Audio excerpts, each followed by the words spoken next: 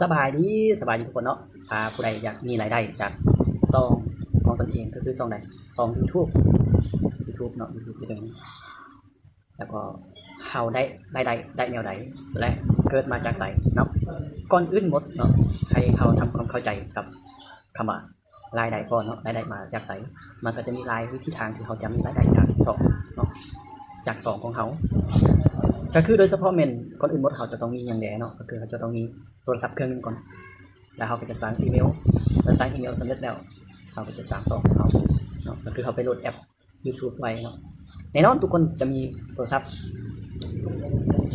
แล้วก็ทุกคนจะมีแอปของ YouTube อยู่แล้วนะฉะนั้น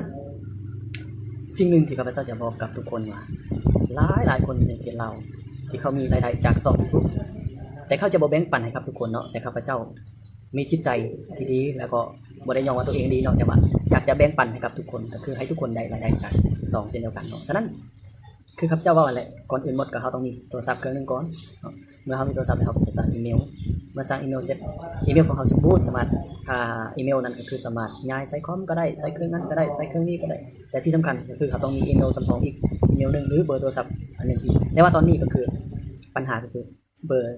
มันขีดจำกัดหลายเพราะว่าเดี๋ยวนี้ก็บุคลากรเนาะเขาใส่เบอร์ไลน์ก็ได้นะแต่ว่าเดี๋ยวนี้ก็คือเขาต้องยืนยันตัวตนนะฉะนั้นข้อดีเนาะถ้าว่าเขาเฮ็ดบ่ได้ก็คือเขาฉะนั้นถ้าบ่ได้สนใจอยากเฮ็ดอยากเริ่มเนาะแต่ว่าบ่ฮู้ว่าสิเริ่มอยู่จุดใดก่อนแล้วก็เฮ็ดแบบใดเพราะว่าข้าพเจ้านี่ลองผิดลองถูกมาหลายแล้วนะก็เลยอยากแบ่งปันกับทุกคนให้ทุกคนที่จะมีรายได้ให้ทุกคนที่จะมีประสบการณ์คือกันกับข้าพเจ้าเนาะแต่หลายคนอาจจะสอนด้วย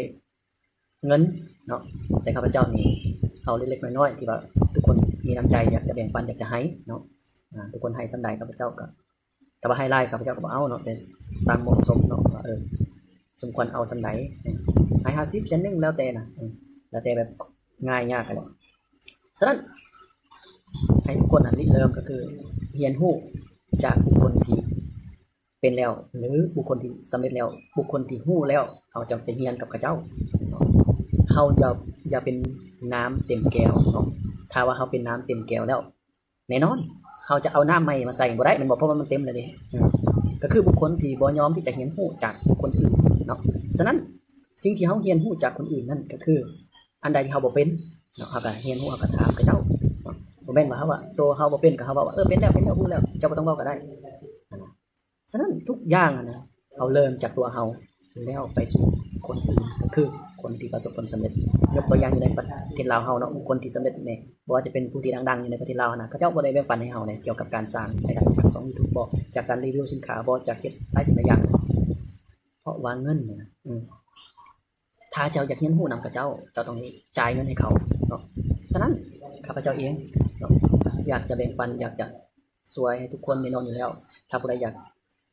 เรียนรู้ก็สามารถเรียนได้เนาะสามารถทักถามได้เบอร์โทรข้าพเจ้าก็อยู่ในซองของข้าพเจ้านี่แหละใน Facebook ก็มีเนาะอยู่ในซองนี่ก็มีเบอร์ข้าพเจ้าก็บ่ได้ยากเนาะ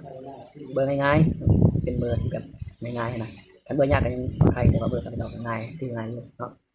ฉะนั้นถ้าผู้ใดสนใจก็สามารถทักถามข้าพเจ้าได้ข้าพเจ้าจะแบ่งปันเนาะก่อนจะเริ่มอยู่จุดใดอยู่ใจใดเนาะแต่ว่าก่อนอื่นหมดเนาะข้าพเจ้าอยากฝากให้ทุกคนก็คือกดไลค์กดแชร์กดติดตามซองของข้าพเจ้าเนาะแล้วก็ถ้าข้าพเจ้าถ้าสนใจอยากจะเฮ็ดซอง YouTube หรือว่าเสียให้ได้ให้มันถูกต้องสมัครให้ได้ให้มันถูกต้องนะข้าพเจ้ายินดีที่จะสวยทุกคนอยู่แล้วเนาะถ้ามื้อใดว่างข้าพเจ้าก็จะสวยช่วยเหลือกันนี่แหละเนาะเฮาเป็นคนลาวเฮามีน้ำใจเนาะ